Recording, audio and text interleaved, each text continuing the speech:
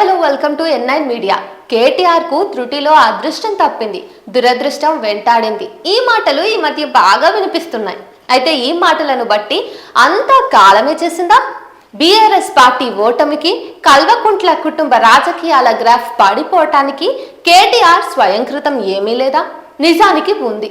ఇప్పటి ఈ పరిస్థితులకు కేటీఆర్దే కాదు, కేసీఆర్ది స్వయంకృత అపరాధమే. మంత్రి పదవులను అలంకరించినా ఇంకా కేటీఆర్ తండ్రి చాటు బిడ్డే. ఏవి సొంత నిర్ణయాలుండవు. ఉన్న కేసీఆర్ నడవనీయడు. అందుకే తన కోటని తాను పెంచి పోషించుకుంటూ వచ్చాడు. అయినా ఏం లాభం? ఒక్కసారిగా అధికారం కుప్పకూలిపోయాక తన సామ్రాజ్యం మొత్తం కూలిపోయింది.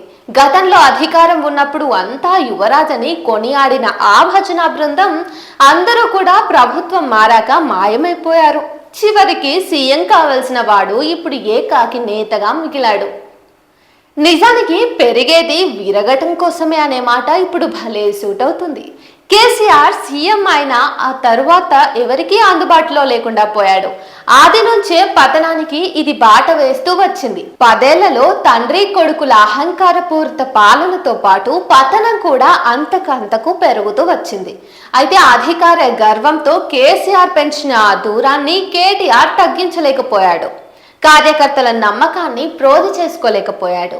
కేసీఆర్ తరువాత కేటీఆర్ సరైన లీడర్ అని అనిపించుకోలేకపోయాడు. కారణం, తండ్రిలాగే కేటీఆర్ కూడా ఓ అహంభావి. ఆలోచన లేకుండా దుందుడుకుగా నోటికొచ్చింది మాట్లాడటం, ఎవరిని కేర్ చేయకపోవటం, సీనియర్లను అస్సలు పట్టించుకోకపోవటం, గ్రూపులను పెంచి పోషించడం, మొత్తంగా ఆ పార్టీ కొంపనే ముంచింది. అంతేకాదు కేసీఆర్, కేటీఆర్ కవిత కొంపలను కూడా ముంచింది. కేటీఆర్ను సీఎం చేయాలని అనుకున్నాడు కేసీఆర్. కానీ ఎక్కడో అనుమానం, మావోడు సీఎంగా సెట్ అవుతాడా అని. అందుకే అన్ని అధికారాలు ఇవ్వలేదు, సొంత నిర్ణయాలను అమలు కానియలేదు, చెప్పినవన్నీ చేయలేదు. దీంతో అటు అధికార బృందానికి, ఇటు భజన బృందానికి డౌట్ వచ్చింది. కాబోయే యువరాజు కోరలు పీకిన పాములా ఉన్నాడే అని. కానీ మళ్ళీ కేసీఆర్ రావచ్చేమో అని చిన్న అనుమానంతో మొన్నటి వరకు అంటి పెట్టుకునే ఉన్నారు. గోతికాడి నక్కల్లా కాచు కూర్చున్నారు. అందరూ ఊహించినట్టే జరిగింది. తండ్రి కొడుకుల అహంకారానికి చెంపపెట్టు సమాధానం ఇచ్చారు ప్రజలు.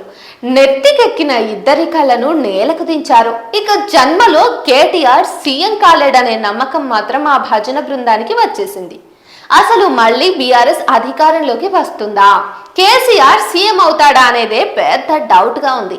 ఎందుకంటే కేసీఆర్ ఇంకా మారలేదు. మళ్ళీ అవే ఫామ్ హౌస్ రాజకీయాలు. ఇంకా తను సీఎం అనే మేనియాలోనే ఉన్నాడు.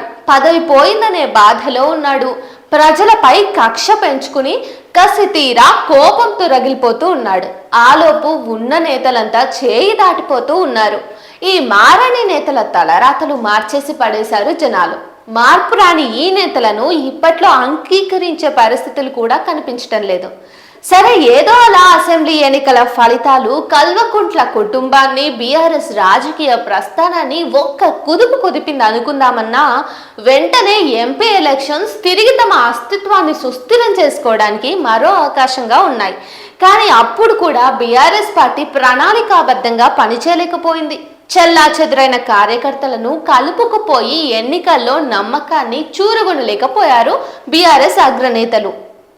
చివరగా కేటీఆర్ అంటే జనాలకు సింపతి లేదు, అసలు సదాభిప్రాయము లేదు. కేసీఆర్నే అంతో ఇంతో ఇప్పటికీ నమ్ముతున్నారు. ఆ కొద్దిపాటి నమ్మకము ప్రజల వద్ద చూరగొనలేకపోయాడు కేటీఆర్. ఇక ఈయన భావితరాల భవిష్యత్ నేత ఎలా అవుతాడు? కలలు కన్న సీఎం సీటు ఎలా ఎక్కుతాడు? సాధ్యమయ్యే పని అయితే కాదు ఇప్పటికైతే. అయితే ఈ యువరాజ్కి అంటే కేటీఆర్కు N9 మీడియా తరఫున many more happy returns of the day. ఇప్పటికైనా తేరుకుని రియాలిటీలోకి వచ్చేసి ఈసారైనా సీఎం పదవిని చేజిక్కించుకునే ప్రయత్నం అయితే మీరు చేస్తారని ఆశిస్తున్నాము.